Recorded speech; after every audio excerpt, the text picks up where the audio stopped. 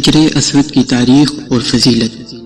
سامعین و ناظرین، آج کی ویڈیو میں ہم حجر اسود کی تاریخ اور اس کی فضیلت کے بارے میں جانیں گے۔ حجر اسود کیا ہے؟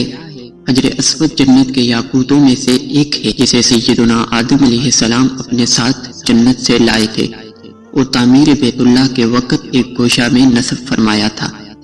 طوفان نوح علیہ السلام میں آدم علیہ السلام کا تعمیر کردہ بیت اللہ آسمانوں پر اٹھائے جاتے وقت اس متبرک پتھر کو شکم جبل ابی قبیس میں امانت رکھ دیا گیا تھا۔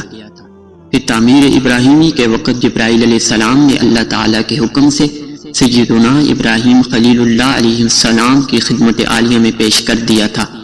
اس طرح اسے پھر اسی جگہ کی زینت بنا دیا گیا جہاں پہلے رونق افروز تھا۔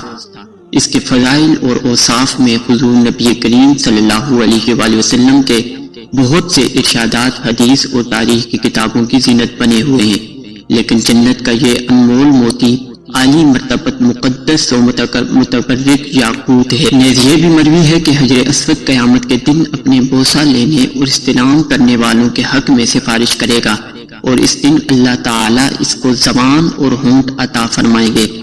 نبی اکرم صلی اللہ علیہ وآلہ وسلم نے ارشاد فرمایا: اشہدوا ھذا الحجر خیرا فإنہ یوم القیامة شافع یشفع له لسان وشفتان یشہد لمن استلمہ۔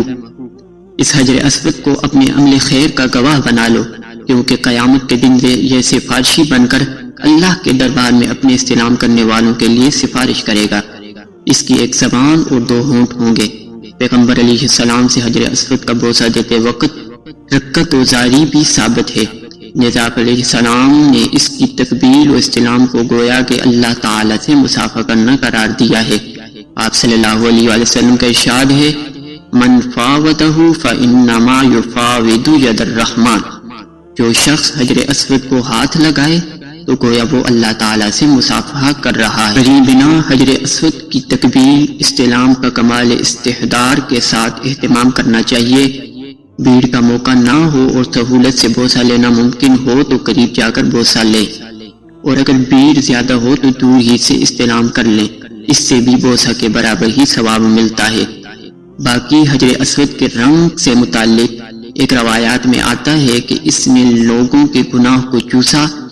پہلے اس کا رنگ سفید تھا اور اس کے بعد اس کا رنگ کالا ہو گیا۔ بنی آدم کے گناہوں نے اس کا رنگ کالا کر دیا۔ امین محترم، یہ وہ پتھر ہے۔